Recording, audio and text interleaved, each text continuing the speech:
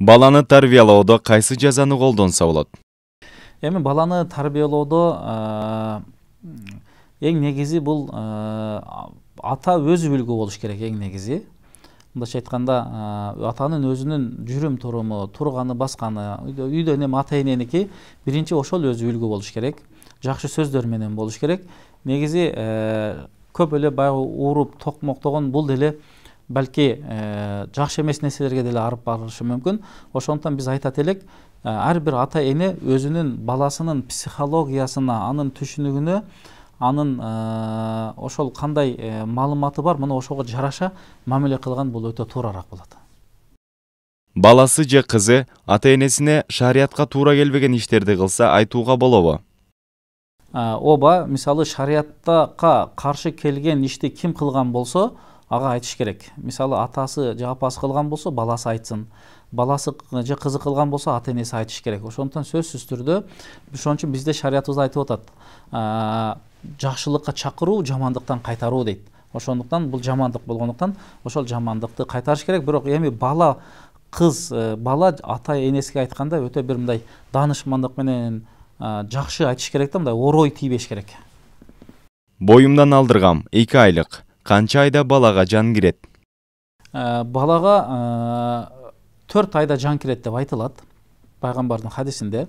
Бирок кээ бир алымдар түйүлдүктүн жашоосу ошол боюнда бүткөндөн башталат деп айтылат да.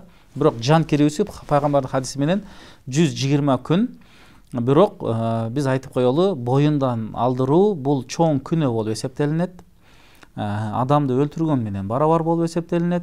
Ким ушул ишке барган болсо, катуу бир тооба кылыш керек Кудайдан. Себеби бул аборт маселеси, бул жанды кыюу маселеси шариятта чоң күнөө болуп эсептелинет. Бир гана учурда же эки гана учурда аборт кылганга уруксат берилет.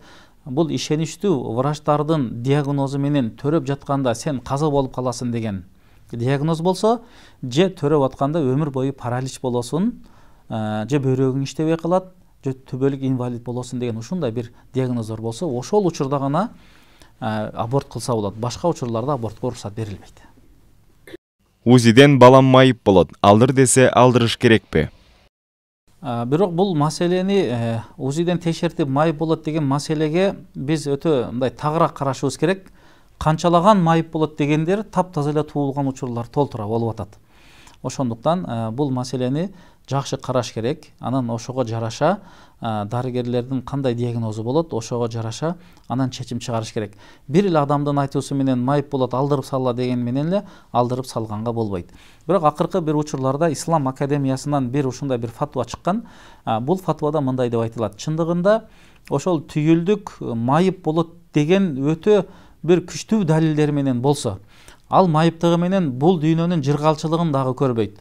Өмүр бою кыйналып өтөт деген, ушундай бир катуу кыйналып өтөт деген диагноздор бар боло турган болсо, анда ушул учурга дагы аборт кылса болот деген Ислам академиясынын фатвасы бар. Бирок мындай фатва бар болгону менен, ошондуктан ушул маселеге өтө тактап анан кадам таштаган жакшы болуп эсептелинет. Куранда кыяматтын болушу туурасында айтылганбы? Ооба, Куранда кыямат болуу жөнүндө көптөгөн жерлерде айтылган. Бирок ошол кыяматтын качан, кайсы убакытта, канчанчы жылы, кайсы күн, кайсы саатта деген айтылган эмес. Буну бир гана Алла Таала билет экен. Бирок кыямат кайын болуусу бул анык. Бул Куранда келген, пайгамбарыбыздын сүннөтүндө келген. Ошол кыяматтын белгилери мындайча айтканда бардыгы эле болуп калды, болуп атат. Мына ошондуктан кичинекей белгилери болуп атат азыркы учурда деле. Бирок анын чоң белгилери бар, бол элек. Ошол чоң белгилери болот. Ошол чоң белгилери болуп 10 чоң белгиси бар. Ошол өткөндөн кийин анан бардык жер жүзүнө кыямат болот деп айтылат. Бирок анын качан, кандай экени бул белгисиз. Сууга үйдө эле билген сүрөлөрдү окуп, сууну ичсе шыпа болобу? Ооба, мисалы үйдө деле ошол таза сууга билген дуаларды окуп дем салып ичсе болот. Бирок ошолардын ичинен эң жакшысы биз Фатиханы окуйлу. Фатиханы окусак, Аят аль-Курсини окусак, Ихлас сүрөсүн, Кул аузу бироббил фалак, бироббин нас сүрөлөрүн окуган болсок өтө жакшы болот. Сууда бул маалыматты сактай турган касиети бар да. Ошол Куран окулганда ошол Куранды жаттап калат. Ошол шифа ниетте ичкен болсоңуз, Куда кааласа ошол шифа болот. Ошондон дайыма ошол сууду жөн ичкенден көрө бир Фатиханы окуп дем салуу ичкен бул өтө пайдалуу болот.